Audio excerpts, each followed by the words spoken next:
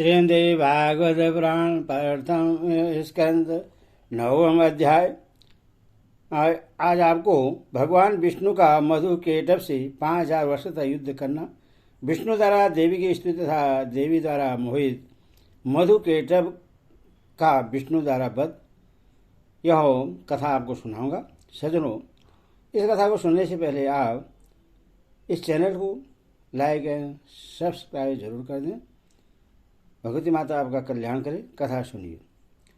भगवान विष्णु का मधु केटभ से 5000 वर्षों तक युद्ध करना, विष्णु द्वारा देवी की स्तुति तथा देवी द्वारा मोहित मधु केटभ का विष्णु द्वारा वध।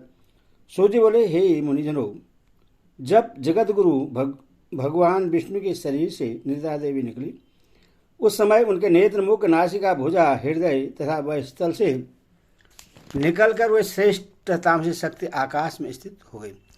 तब भगवान विष्णु भी बार बार जमाई लेते हुए उठ खड़े हुए। तब वहां भगवान विष्णु ने भय से कांपते हुए ब्रह्मा को देखा और उन महातेजस्वी विष्णु ने मेघ के समान गंभीर वाणी में कहा। विष्णु बोले, हे कमलोदव ब्रह्मा जी, आप तपस्या छोड़कर यहाँ कैसे आ गए हैं? आप इतने चिंतित एवं भयभीत क्यों हो रहे हैं? ब्रह्मा जी बोले, हे देव, आपके कानों के मैल से 2 महादानव पैदा हो गए हैं, जो महाभयंकर एवं महाबली हैं, जिनका नाम मधु और केटभ है। उन्हीं दोनों के भय से मैं आपके पास आया हूँ। हे जगतपते, हे वासुदेव, आप मुझ भयभीत तथा कृतविमूढ़ की रक्षा कीजिए। विष्णु बोले, ब्राह्मण, अब आप निर्भय हो जाइए। उनकी मृत्यु निकट है, इसीलिए वे यहाँ युद्ध करने के लिए आएंगे और मैं उन दोनों दैत्यों का वध करूंगा। सूर्य बोले, इस प्रकार भगवान विष्णु ब्रह्मा से कह रहे थे कि वे दोनों मत वाले महाबली दैत्य ब्रह्मा जी को ढूंढते हुए वहां आ पहुंचे। हे मुनि, श्रेष्ठ मुनियों, वे दैत्य उस महासागर के जल में बिना किसी अवलंब के निश्चित होकर खड़े थे। और अहंकारी राक्षसों ने ब्रह्मा जी से कहा, तुम भागकर इनके पास क्यों आए? अब तुम युद्ध करो, इनके देखते देखते ही हम लोग तुम्हें मार डालेंगे। तत्पश्चात शेषशय्या पर सोने वाले इस पुरुष को भी मार डालेंगे। इसीलिए तुम हम दोनों भाइयों से या तो युद्ध करो अथवा यह कह दो कि मैं तुम्हारा सेवक हूँ। सूर्य बोले, उन दैत्यों का वचन सुनकर भगवान विष्णु ने कहा, अरे दानवेंद्रो, तुम दोनों मेरे साथ ऐसे युद्ध करो, मैं तुम दोनों दैत्यों का घमंड चूर चूर कर डालूंगा। हे महाभागो, तुम दोनों की लड़ने की इच्छा है और अपने को महायोद्धा समझ रहे हो, तो आ जाओ। सूर्य बोले, भगवान का यह वचन सुनते ही उन दैत्यों के नेत्र क्रोध से लाल हो गए और जल में खड़े निराधार वे दोनों भयंकर दानव युद्ध करने को तैयार हो गए। इनमें मधु दैत्य को विद होकर विष्णु से युद्ध करने के लिए शीघ्र ही चल पड़ा और केटभ वहीं खड़ा रहा। 2 मत वाले वीरों के समान मधु और विष्णु में भाव युद्ध होने लगा। जब मधु थक गया तब केटभ उनसे लड़ने लगा। इस तरह कर्मशौ कुपित एवं मनांत दोनों दैत्य परम प्रतापी भगवान विष्णु के साथ बारी बारी से भाव युद्ध करते रहे। उस समय वहां उस युद्ध की दृष्टा ब्रह्मा और आकाश में स्थित आदिशक्ति देवी थी। बहुत दिनों तक युद्ध करते करते भी वे दैत्य नहीं थके। तब भगवान विष्णु को गलानी होने लगी। इस प्रकार जब युद्ध करते हुए 5000 वर्ष बीत गए, तब भगवान विष्णु उन दैत्यों की मृत्यु का उपाय सोचने लगे। उनके विचार में आया कि मैंने 5000 वर्ष तक इनके साथ युद्ध किया, किंतु ये भयानक दानव थके नहीं और मैं थक गया। यह बड़े आश्चर्य की बात है। मेरा यह पराक्रम और बल कहाँ चला गया? ये दोनों मुझसे लड़ते हुए भी स्वस्थ हैं। इसका कारण क्या है? अब मुझे अच्छी तरह विचार करना चाहिए। इस प्रकार चिंता में पड़े हुए विष्णु को देखकर वे दोनों मत वाले दैत्य अत्यंत हर्षित हुए और मेघ के समान गंभीर वाणी में बोले, हे विष्णु, यदि तुझमें अब बल न हो अथवा युद्ध से थक गए हो तो सिर पर हाथ जोड़कर कह दो कि मैं तुम दोनों का सेवक हूँ, अथवा यदि सामर्थ्य हो तो हे महामते, आओ हमारे साथ युद्ध करो। आज हम लोग तुम्हें मारकर इस 4 मुख वाले पुरुष ब्रह्मा को भी मार डालेंगे। सूर्य बोले, उस महासागर में उपस्थित महामना विष्णु ने उनके ही वचन सुनकर साम नीति के अनुसार मधुर शब्दों में कहा। विष्णु बोले, यह सनातन धर्म है कि थके हुए, डरे हुए, शस्त्र त्यागे हुए, गिरे हुए एवं बालक पर वीर लोग प्रहार नहीं करते। मैंने तो यहाँ 5000 वर्ष तक युद्ध किया। मैं अकेला हूँ और तुम दोनों भाई समान बल वाले वीर हो और दोनों बीच बीच में बारी बारी से विश्राम भी करते रहे हो। अब मुझे भी थोड़ा विश्राम कर लेने दो, तत्पश्चात मैं पुनः लड़ूंगा, इसमें संदेह नहीं है। बलि एवं मंदोमत, तुम दोनों भी कुछ विश्राम कर लो, तब मैं विश्राम करके न्याय धर्मानुसार युद्ध करूंगा। सूर्य बोले, भगवान विष्णु की बात सुनकर दोनों दानव भी युद्ध करने की इच्छा से कुछ दूर जाकर विश्राम करने लगे। उन्हें बहुत दूर बैठे देखकर चतुर भगवान विष्णु उनके मरने का उपाय सोचने लगे। ध्यान की अवस्था में होकर विचार करने पर उन्हें ज्ञात हो गया कि इन दोनों को देवी के द्वारा इच्छा मृत्यु का वरदान प्राप्त है। इसी कारण ये थकते नहीं हैं। वे सोचने लगे कि मैंने व्यर्थ ही युद्ध किया, मेरा सब परिश्रम व्यर्थ गया। इस वरदान की बात को जानकर भी अब मैं कैसे युद्ध करूं? यदि युद्ध न भी करूं तो भी ये दैत्य यहाँ से हटेंगे कैसे? यदि इनका विनाश न होगा तो वर प्राप्त दोनों दुर्धर्ष दैत्य सबको दुख देते रहेंगे। देवी ने जो वरदान इन्हें दिया है वह भी अत्यंत कठिन है। अत्यंत दुखी, रोगी और दीनहीन प्राणी भी स्वेच्छा कभी नहीं मरना चाहता, तब भला वे दोनों मंदोमत दैत्य क्यों मरना चाहेंगे? अतएव अब मैं सब चिंता छोड़कर उन आदिशक्ति भगवती विद्या देवी की शरण में जाऊं, जो सब की मनोकामनाएं सिद्ध करने वाली हैं, क्योंकि बिना उनके प्रश्न हुए कोई कामनाएं पूर्ण नहीं होती।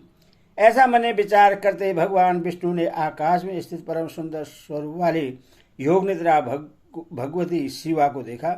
उन्हें देखते ही योगेश्वर अनंत भगवान विष्णु उन दोनों दैत्यों के विनाश के लिए हाथ जोड़कर वर प्रदायिनी भगवती भुवनेश्वरी की स्तुति करने लगे। विष्णु बोले, हे देवी, हे महामाये, हे शिष्ट सहारकारिणी, हे आदि अंतरहित, हे चंडी, हे भुक्त मुक्ति प्रदायिनी शिवे, आपको नमस्कार है। हे देवी, मैं आपके सगुण तथा निर्गुण रूप को नहीं जानता, फिर आपके जो असंख्य अद्भुत चरित्र हैं उन्हें कैसे जान पाऊंगा? मैंने आपके अत्यंत दुर्घट प्रभाव को आज जाना है, जबकि मैं आपके द्वारा प्रेरित योग निद्रा में विलीन होकर अचेत हो गया था। वर्मा ने मुझे बड़े यत्न से बार बार जगाया था, किंतु मैं अपनी छहों इंद्रियों के सकुचित होने के कारण जाग न सका। हे अंबिके, उस समय मैं आपके प्रभाव से अचेत हो गया था। जब आपने अपना वह प्रभाव हटा लिया तब मैं जागा और मैंने उन दानवों के साथ अनेक प्रकार से युद्ध किया। उस युद्ध में मैं तो थक गया, किंतु वे नहीं थके, क्योंकि उन्हें आपका वरदान प्राप्त था। जब वे मंदोमत दानव ब्रह्मा जी को मारने दौड़े, तब मैंने ही पुनः दंत युद्ध के लिए उनका आह्वान किया। हे मान प्रदायिनी, उस समय मैंने उनके साथ महासागर में घोर युद्ध किया। बाद में मुझे ज्ञात हुआ कि आपने उन्हें इच्छा मरण का अद्भुत वरदान दिया है। यह जानकर आज मैं शरणदायिनी आपके शरण में आया हूँ। अतः हे माता, अब मेरी सहायता आप ही करें, क्योंकि मैं युद्ध करते करते बहुत ही खिन्न हो गया हूँ। हे देवताओं की पीड़ा हरने वाली, आपके वरदान से दोनों दानव मंदोमत हो गए हैं। वे दोनों पापी दैत्य मुझे मार डालना चाहते हैं। अब मैं क्या करूं, कहाँ जाऊं? प्रणाम करते हुए उन जगन्नाथ सनातन वासुदेव विष्णु ने ऐसा कहने पर मुस्कुराती हुई उन देवी ने उनसे कहा, हे देवदेव, हे हरे, हे विष्णु, आप पुनः उनसे युद्ध कीजिए। इन दोनों वीरों को छलपूर्वक मोहित करके ही मारा जा सकता है। मैं अपनी वक्र दृष्टि से उन्हें मोहित कर दूंगी।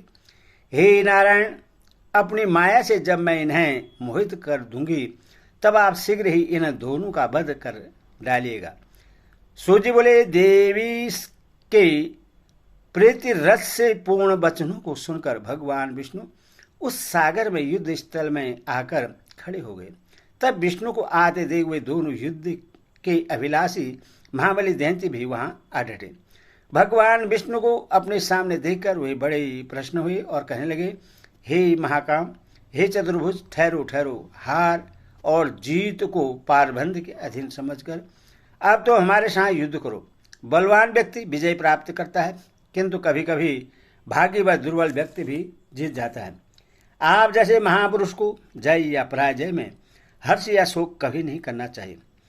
आपने दानव शत्रु होकर पूर्व काल में बहुत से दैत्यों को अनेक बार हराया है, परंतु इस समय तो हम दोनों के साथ लड़ते हुए आप पराजित हो गए। सूर्य बोले, ऐसा कहकर वे दोनों महाबाहु दैत्य युद्ध करने को तत्पर हो गए। तब वहां अवसर देकर जो ही विचित्र कर्मा विष्णु ने उन दोनों पर मुष्टि से प्रहार किया, तो ही उन दोनों बलोन्मत्त दैत्यों ने भी विष्णु पर मुष्टि प्रहार किया। इस प्रकार उनमें परस्पर महाभयंकर युद्ध होने लगा। उन दोनों महाबलशाली दानों को युद्धरत देखकर नारायण श्री हरि ने दीन दृष्टि से भगवती की ओर देखा। सूर्य बोले, विष्णु की ऐसी करुणाजनक दीन दशा देखकर अरुण नेत्रों वाली भगवती उन दोनों दैत्यों की ओर देखकर हंसने लगी और उन्होंने दूसरे कामबाण के समान मंद मुस्कान युक्त तथा प्रेम भाव से भरे अपने कटासों से उन पर प्रहार किया। इस प्रकार देवी के कटास को देखकर वे पापी मधुकेटव अत्यंत मोहित हो गए। वे कामांध दानव अपने ऊपर भगवती की विशेष अनुकंपा जानकर कामबाण से अत्यंत पीड़ित होने लगे और अपूर्व शोभाशालिनी भगवती को देखते हुए वे वहीं खड़े हो गए। भगवान विष्णु भी देवी के उस प्रयत्न को समझ गए। दोनों कामी दानों को देवी की माया से विमोहित जानकर सौकार्य साधा भगवान विष्णु ने वहां मेघ के समान गंभीर एवं मधुर वचनों के द्वारा उन दोनों का उपहास करते हुए कहा, हे वीरू, तुम्हारी जो इच्छा हो वर मांगो। तुम दोनों के युद्ध से मैं अत्यंत हर्षित हूं, अतः मैं तुम्हें मनोभिलषित वर दूंगा। यदि भी पूर्व काल में भी मेरे द्वारा अनेक दानव युद्ध करते हुए देखे गए हैं, किंतु तुम दोनों भाइयों के समान मैंने किसी को देखा सुना नहीं। तुम दोनों के अतुल्य बल को देखकर मैं बहुत संतुष्ट हूं। हे महाबली दानव, मैं तुम दोनों भाइयों की वांछित कामनाएं पूर्ण करूंगा। सूर्य बोले, विष्णु का यह वचन सुनकर कमल के नेत्र वाले काम पीड़ित हुए दोनों दैत्य जगदानंददायिनी भगवती महामाया को देखते हुए विष्णु से अभिमान पूर्वक बोले, हे विष्णु, हम लोग याचक नहीं हैं, अतः आप हम लोगों को देना क्यों चाहते हैं? हे देवेश, यदि आप लेना चाहें तो आप जो मांगेंगे हम दे सकते हैं, क्योंकि हम लोग भिक्षुक नहीं हैं, दाता हैं। हे ऋषिकेश, आप अपना मनोभिलक्षित वरदान मांगे। हे वासुदेव, आपके अद्भुत युद्ध से हम लोग आप पर अत्यंत प्रसन्न हैं। उन दोनों का वचन सुनकर भगवान विष्णु ने उत्तर दिया, यदि तुम दोनों मेरे ऊपर प्रश्न हो तो यही वरदान दो कि तुम दोनों भाई अब मेरे ही हाथों मारे जाओ। सूर्य बोले, विष्णु का वचन सुनकर दोनों भाई चकित हो गए और अपने को उनके द्वारा ठगा हुआ समझकर शोक से चिंतित हो गए। कुछ देर के बाद मन में विचार कर संपूर्ण भूमि को स्थल रहित तथा वहां सर्वत्र जल ही जल देकर उन्होंने विष्णु से कहा, हे जनार्दन विष्णु, आपने हम लोगों की पहले जो वरदान देने को कहा था, यदि आप सत्यवादी हैं तो पहले उस वांछित वर को प्रदान कीजिए। हे मधुसूदन, आप हमें किसी निर्जन प्रदेश की सुविस्तृत भूमि पर मारिए, तभी हम आपसे मारे जा सकेंगे, अन्यथा नहीं। अतः हे माधव, अब आप सत्यवादी बनिए। तब भगवान विष्णु ने अपने सुदर्शन चक्र का स्मरण करके उन दानों से हंसते हुए कहा, हे महाभागो, तुम्हारे कथनानुसार निर्जन तथा सुविस्तृत भूमि पर ही मैं आज तुम दोनों को मारूंगा।